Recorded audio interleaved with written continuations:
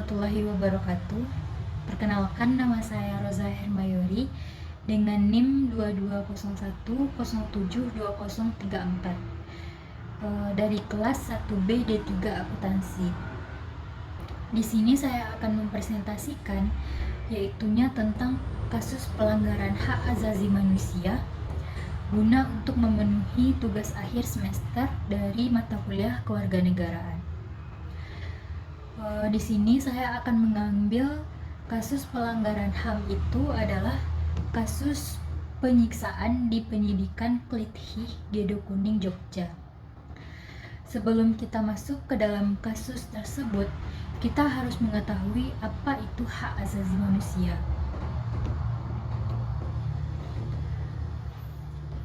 Hak asasi manusia atau biasa disingkat dengan HAM merupakan hak yang melekat pada diri manusia yang bersifat kodrat dan fundamental sebagai suatu anugerah dari Allah Subhanahu wa Ta'ala yang harus dihormati, dijaga, dan dilindungi oleh setiap individu masyarakat maupun negara. Hak asasi manusia ini memiliki tujuan, di mana tujuan dari pelaksanaan hak asasi manusia adalah untuk mempertahankan hak-hak warga negara dan tindakan sewenang-wenang aparat negara, dan mendorong tumbuh serta berkembangnya pribadi manusia yang multidimensional. Selanjutnya kita masuk ke dalam kronologi dari kasus penyiksaan dan dari penyelidikan Klithih Gedo Kuning Yogyakarta. Diduga polisi salah menangkap dan melakukan kekerasan terhadap 5 terdakwa di Yogyakarta dalam kasus kejahatan jalanan Klithih yang menyebabkan 1 orang meninggal dunia pada April silam. Lewat panggilan video dari dalam lembaga permasyarakatan, seorang remaja mengaku mengalami kekerasan dari oknum polisi yang menangkapnya. Remaja itu langsung saja ditangkap dan disuruh mengakui tentang kejadian tersebut. Sekitar jam 12.30 malam ketika itu juga, tiba-tiba matanya dilakban dan dipukuli sampai pagi. Remaja tersebut mengklaim bahwa dirinya dipaksa mengakui kesalahan yang tidak dia lakukan. Sementara terdakwa lain mengakui dipukul di bagian dada dan perut. Selain itu, dirinya juga ditodong penyidik dengan senjata api agar mengaku sebagai pelaku. Pada kasus tersebut terjadi pelanggaran HAM, di mana pelanggaran HAM yang terjadi di dalam kasus tersebut adalah hak atas bebas dari penyiksaan, pengakuan yang tidak manusiawi. Sebagaimana dijelaskan pada pasal 28G ayat 2 yaitu pada Undang-Undang Dasar 1945, yaitu setiap orang berhak untuk bebas dari penyiksaan atau perlakuan yang merendahkan derajat martabat manusia dan berhak memperoleh suaka politik dari negara lain. Dan juga terjadi pelanggaran HAM pada Undang-Undang 1945 pasal 28I ayat 1, di mana Undang-Undang Dasar 1945 pasal 28I ayat 1 ini menyatakan secara jelas dan tegas bahwa hak untuk tidak dituntut atas dasar hukum yang berlaku surut adalah hak asasi manusia yang tidak dapat dikurangi dalam keadaan apapun, di mana ketentuan ini adalah bersifat mutlak tanpa kecuali dan tidak dapat disimpangi sebagai alasan apapun. Kasus tersebut juga bertentangan dengan Undang-Undang Nomor 39 Tahun 1999 dan Konvensi menentang penyiksaan dan perlakuan atau penghukuman lain yang kejam, tidak manusiawi atau merendahkan martabat manusia melalui Undang-Undang Nomor 5 Tahun 1998.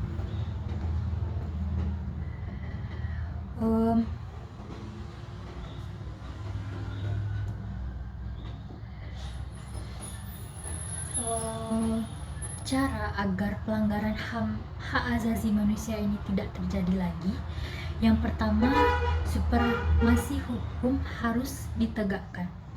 Pemerintah harus lebih menegakkan hukum yang ada. Yang kedua, yaitu meningkatkan mutu kualitas pelayanan publik untuk mencegah terjadinya pelanggaran hak dan kewajiban warga negara. Yang ketiga, yaitu mengoptimalkan peran lembaga lainnya selain lembaga tinggi negara. Yang keempat, yaitu meningkatkan pengawasan dari masyarakat serta lembaga politik. Yang kedelapan, yaitunya meningkatkan dan penyebarluasan prinsip-prinsip kesadaran bernegara kepada seluruh masyarakat melalui pendidikan formal dan non-formal. Yang keenam, meningkatkan profesionalisme pada lembaga keamanan dan pertahanan negara. Selanjutnya yaitu penyebab pelanggaran HAM. Penyebab pelanggaran HAM itu terdapat dua faktor, yaitunya faktor internal dan faktor eksternal. Faktor internal ini yaitu faktor yang berasal dari dalam diri pribadi orang tersebut.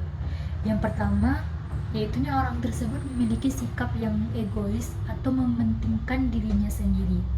Yang kedua, yaitu orang tersebut memiliki kesadaran diri yang rendah. Yang ketiga, yaitu sikap tidak toleran. Selanjutnya yaitu faktor eksternal.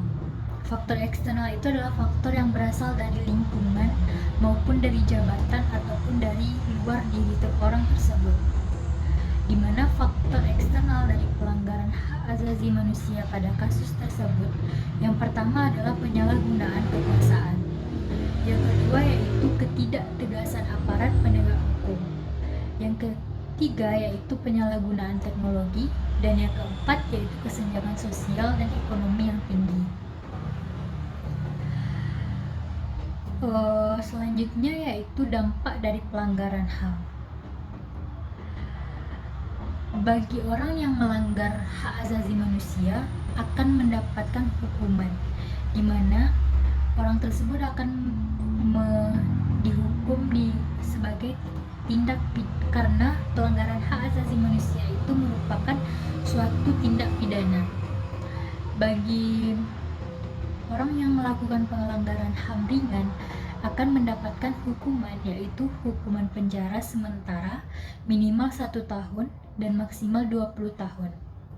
Yang kedua, yaitu menurut Undang-Undang Nomor 26 Tahun 2000, yaitunya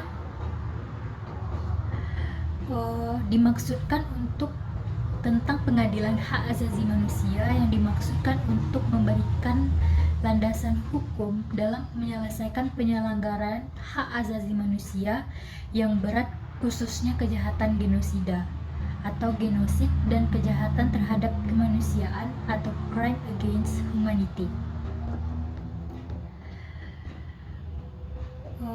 Di dalam Undang-Undang Nomor 26 Tahun 2000 ini